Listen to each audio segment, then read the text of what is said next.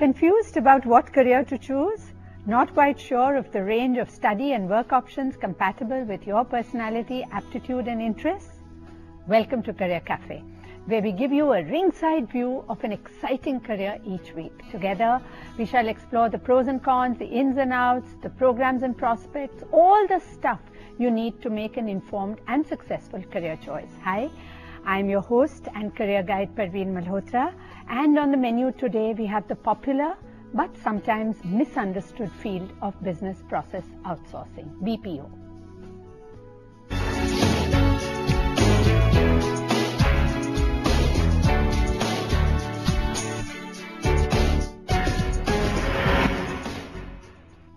The BPO sector was certainly one of the most visible aspects of India's rise and prominence as an IT service provider to the world.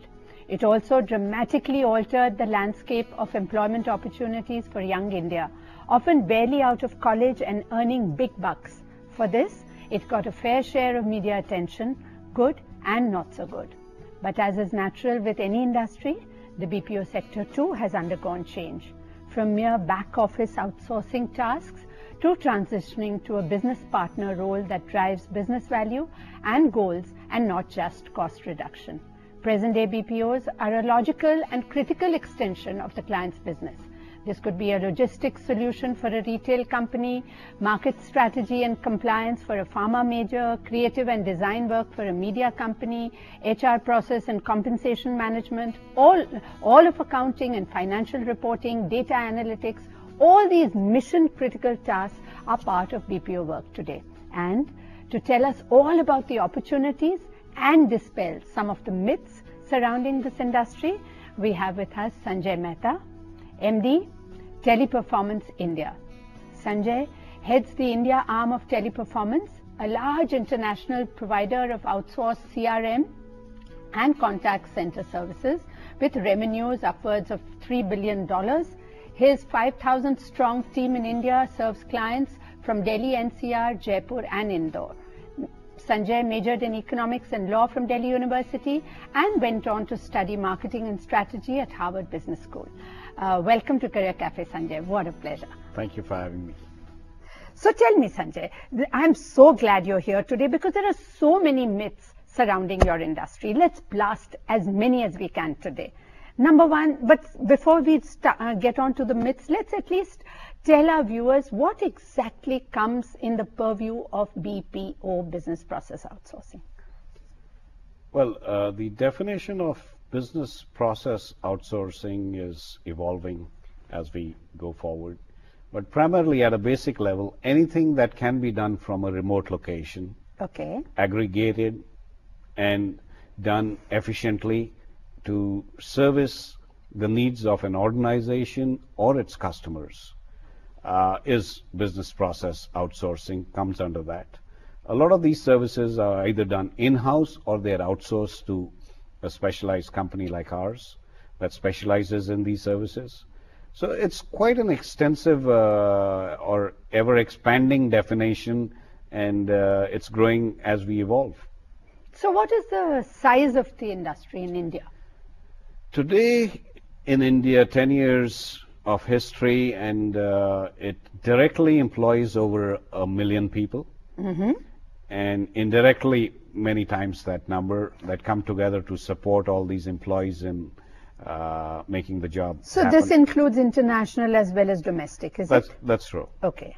The Indian economy is just coming off shape, and the good news is, yes, as consumers will be valued, this industry is only going to gain more and more prominence, because the end point, this is a convenience to the consumer or the customer at the end, that he doesn't have to run around from store to store or shop to shop trying to get his information about the product or trying to get the product serviced. A lot of the servicing also happens by remote, as well as keeping him abreast of whatever his shipment may be, logistics or other details. So it is gaining prominence as the consumerism is getting more and more active. So there is no typical generic BPO job. Is that what you're saying? I mean, you could be doing N number of things, is it? Absolutely. I think it's as diverse as is real. And I think just to step a little back to the way where you introduced us, we've had our fair share of information and misinformation out there. When there's anything new, there's a lot of excitement, and we do appreciate everybody for pitching in for the excitement. And when the industry is in its infancy, a lot of the nuances are not as well understood for the intention. And that tends to create a lot of misinformation out there. And also there's a lot of experimentation that takes place in the infancy stage. And that experimentation will continue in the form of innovations, but it tends to mature. You've kind of learned from what works, what doesn't work, or what works better, and what's understood better. And one of the single differentiating factors about this industry in India is this is the only business that employs 90% of the company or 90% of the business is in their 20s, early 20s. No other industry has this demographic. So when it's kind of compared to college life or school life and the younger generations, I think it's very true. But it's kind of misunderstood in many ways. So we've got to live the life and work their life according to what the new generation works, not the other way around. Absolutely. They're not going to live my life the way I want it to. So when you that was say some that, kind of an understanding that we had to right. bridge the gap, and that's where we've come to. Yes, and we've had all these stories about BPOs corrupting the youth and, you know, the kind of shifts they're working and the lifestyles. But I think that's just focusing on some aspects. I mean, look at what it's doing really, as you said, in terms of employment in a country where unemployment is so rife, even for professionals like engineers and managers. Absolutely. I think if you look at it from a very simple perspective, anybody who wants to pursue any career subsequently, this is a great place to start. You mean even an MBA? Absolutely. Now, let's look at it. We're sitting in 2013. Right. GDPs are flattening out. There are no more new customers to be had, or they are much more harder to find. You're trying to protect your market share, all the big companies and the big brands. Where does their value come from? It comes from customers. Absolutely. And these are the guys who speak to those customers, solve their queries, attend to their concerns or a problem. Because everybody calling in has an issue at hand. Oh, yes. And that issue needs attention. And they're solving that. So by virtue of, imagine in 2 years, an agent interacts with possibly between 30 to 40,000 customers. Which other profession would give that level of depth, detail of the pulse of the customers? I mean, the statisticians and the marketing men have all dissected all the statistics and the analytics about an individual consumer, and we made him almost a number sitting in some block or some pie. What is missing is the pulse of the consumer, the pain of the consumer. Which this guy has on a date. Absolutely. That is the wealth of knowledge. Now, with that experience, if he goes on after 2 years to do an MBA, in whether it is in finance or HR or any field, he, I think, would be one of the most smarter guys than the guys who've just read some books and have reached there. Absolutely. Or have sat at the back room and in some office and just gone there after doing some office work. So it's a very, very relevant work experience in today's time. And also you're managing, I mean, you're talking to people and assuaging their doubts and their complaints. I think that is a skill that every manager needs to have. So this is the great point that you bring out, because in the race for becoming bigger and better and brighter everywhere, we forgot that people are people somewhere. Absolutely. They've been turned into a number, either it's a voter or it's a ration card or he's customer X number for me. We forgot that people, the consumers, have also turned the table. So we as consumers have got brand agnostic. We don't use a brand anymore, which used to be the case years back. And our aspirations are driven by the usage of the product, and that's the experience.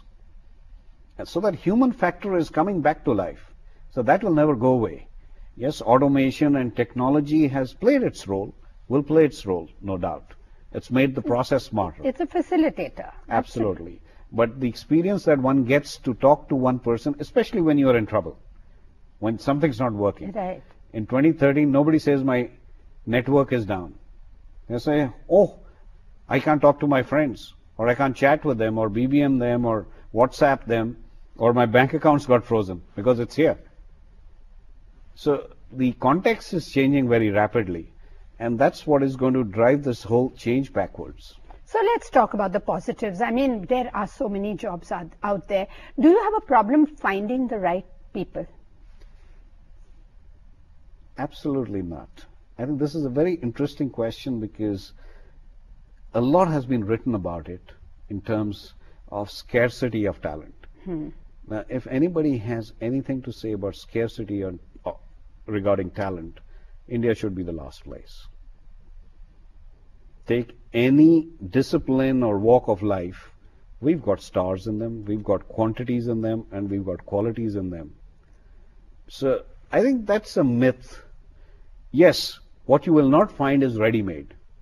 But that's true for any profession. Absolutely. You don't get a ready-made doctor if he comes out of MBBS. True. Or an engineer. Or a lawyer. Or a manager or anybody. Or a lawyer. They all have to go through some grooming and some training. Sure. Now the great thing here in these jobs is that training, upskilling can be fairly quick. And companies and businesses in the last 10 years in India, including ours, have found a fairly effective, efficient and friendly way of doing this. And I emphasize on the word friendly because the new generation does not like giving sermons. True. They do not absorb or take any lectures anymore. Information, if you're giving them information, they can have it on the internet. 555 million websites available on their handset. They don't need you to come and tell me what I already know. True. So it's a new methodology, new world. You harness the energy of them. They're very passionate. Every batch, every year is smarter than the previous. So when we talk about our demographic dividend, this is it, no? Absolutely. I think in 2013, we can very easily say what this new generation has taught us. The phrase, I do not know, disappears. They know as much as I do 30 years into my profession, professional life. The guys in the 20s know as much as I do. If they don't know it, they'll figure it out in 5 minutes. So the knowledge gap is listening to that. The knowledge gap is disappeared. Yes. Now, do we live that life? That's a question. Sometimes we are dominated by our past experience. That's okay. But regarding shortage of talent, I don't think India has anything to worry about on that. We've got them in plenty. On that very happy note, we'll take a short break here. Sure. But when we return, we look at the professional outlook and prospects in the BPO sector. So stay right there. Welcome back to Career Cafe.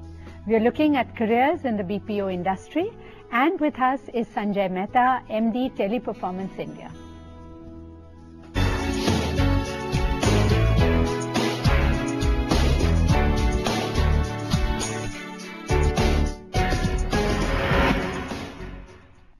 So Sanjay, what are the desirable personality traits for someone looking at joining a BPO industry or making a career in the BPO industry? Well, it's very easy. Almost anybody and everybody could access this opportunity because, as we discussed earlier, there is such a vast spread of types of services. Take, for example, in the voice skills, customer service, customer care. It's basically voice communication. As long as you can speak and understand with clarity, you're on.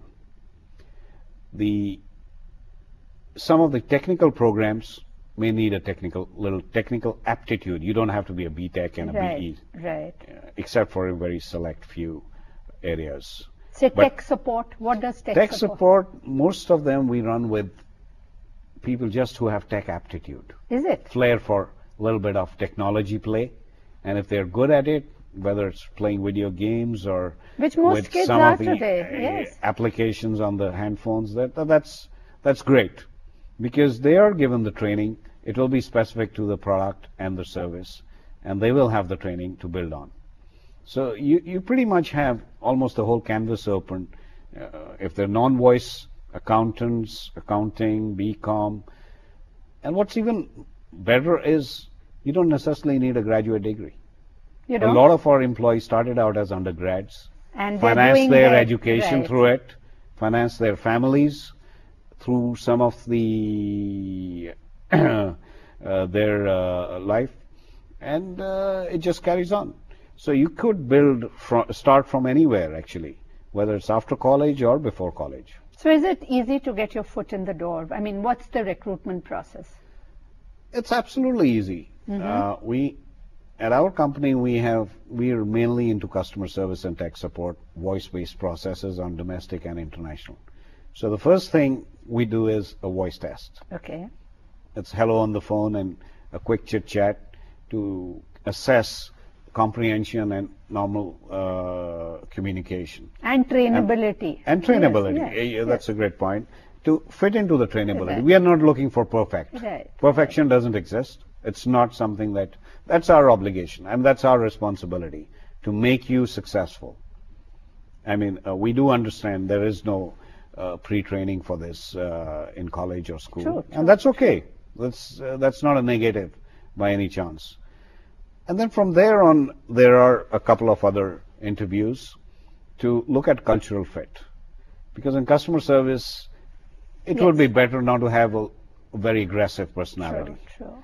That may not go for the person as well as the organization. Yes, that's true. So it's a simple 3-stage interview, and 2 hours you could be done and you could have a job in your pocket. Great. So it's not bureaucratic. You could access any website of any of the companies. The websites guide them.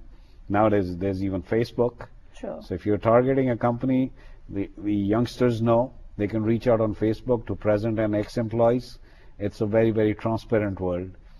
So they will get the process from those guys. So it can, do you rotate their jobs? Or, I mean, does the work tend to get monotonous?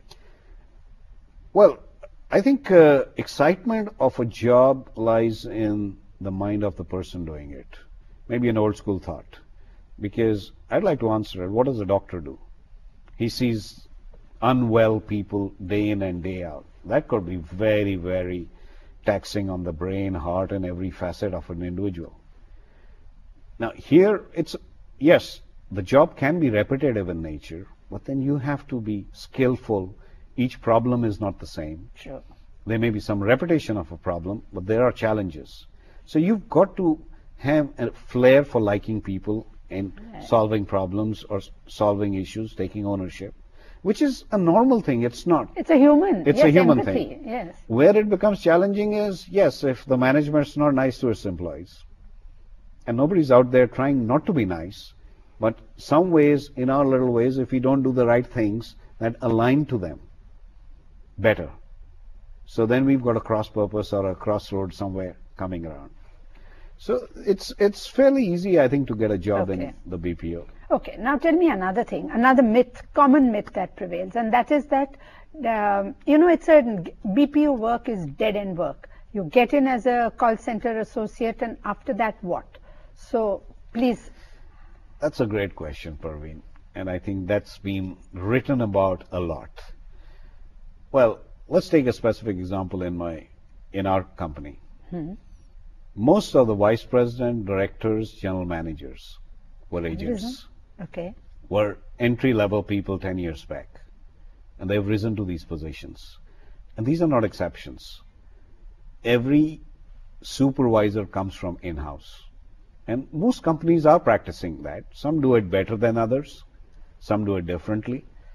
But by and large, this is the only industry where for every 10 employees on the front, 15 employees, you need one supervisor or assistant manager. So that means 1 out of 10 or 15 has a chance. No other industry that you can think of in any field has that kind of proportion. So of what career advancement. True. So what you're saying is that if you stick around, you know, Within the industry, definitely there is tremendous promise because this industry is going to grow manyfold. I'm not putting a number because the opportunity is virtually unlimited. We've just only scratched the surface. We've just about got started, and we've just about got the model right. Feeding other industries, whether it is sales, marketing, advertising, people have been going to all walks of life from here.